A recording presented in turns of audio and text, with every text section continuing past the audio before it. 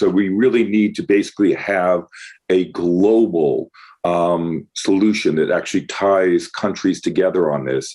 And I would argue the one thing after climate and solving sustainability that's absolutely going to get us there is around technology. Now, I believe, Christine, you had something you wanted to contribute on the DLT, specifically on the technology around this. Thank you. It's more of a question, actually, because when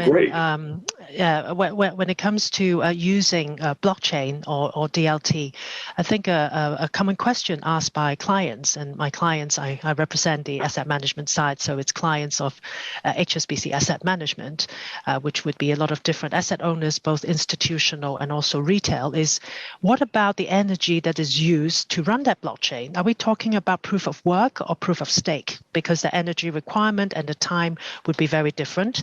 And then also, how can you ensure that the energy sources that is used to maintain this through chain work is clean? So I think there would be one of the questions that I would get asked if we kind of think of this as a solution. Thank you. No, that's a great question, and Bo, I'm going to let you tackle that one in a moment. But because it's been a global question around all the different types of, and again, people often get blockchain, the enterprise function of just simply communication, often confused with currencies and things of that sort. And again, for those that are not technically savvy, we're talking about blockchain is simply a way of putting information safely, securely, and encrypted into a digital format to move it through.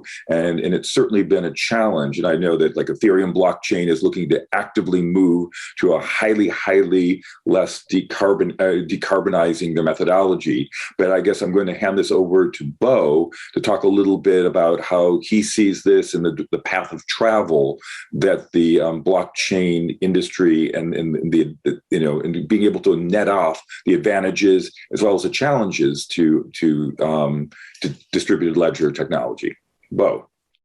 Yeah, thank you. Thank you, Christine. That is a wonderful question. Indeed, while we're benefiting from the distributed ledger technology, the energy consumption and hence the carbon footprint is a matter that we should care greatly about. Not all digital assets are created equal. And then particularly at this current moment, Bitcoins and Ether are still utilizing the proof of work, and hence a tremendous amount of energy consumption are utilized to mine them. Of course, as Ether gradually move to the proof of stake, we anticipate that carbon footprint and energy consumption will improve as we progress. As a matter of fact, at CTX, we published a white paper just in terms of the methodology to calculate the carbon footprint of 1 Bitcoin and 1 Ether, depending on the energy sources, and then the default number that we utilize for 1 Bitcoin is 170 a ton of carbon footprint, and it's about 3.3 ton of carbon for 1 Ether. Of course, depending on the energy source, just as Christine said, if it's a renewable power, the number will be substantially changed, and hence, the whole conversation about verification and certification still also applies here as well. The way that we solve this problem is actually twofold. The first one is to really bring attention to the investors about their portfolio, just so that they have the right insight on their carbon footprint. CTX is the first exchange to require not only carbon disclosure by the issuer, but also the carbon disclosure by the investors as well. Every asset bring onto the platform will be required to have a third party such as Bureau Veritas or DNB to verify and certify the carbon footprint of that assets. For example, in these circumstances, Bitcoins traded on our platform will have each 170 ton of carbon footprint. So bring that awareness and insight is a critical first step. And then at the same time, CTX also allowed a real carbon voluntary emission reduction to be issued on the platform as a carbon neutrality token.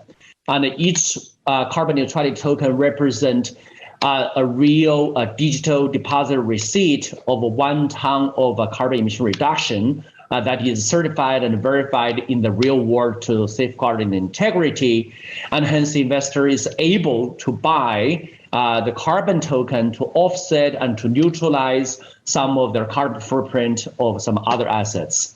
And at the same time, we actually greatly utilize the Ethereum technology and then to improve the efficiency as well. So this is a wonderful question, and then real problem that needs to resolve, and then we are putting a system to address this problem and then to build such a digital green exchange. Thank you. Bo, that was really helpful. And I know that's a question that crops up, not just even for blockchain technology, because we're trying to transition a global real economy. And it's very difficult to get from a brown industry to turn it to a perfectly green one, but you need to do all those different pieces. And again, how the energy, where it comes from, is really critical. Now,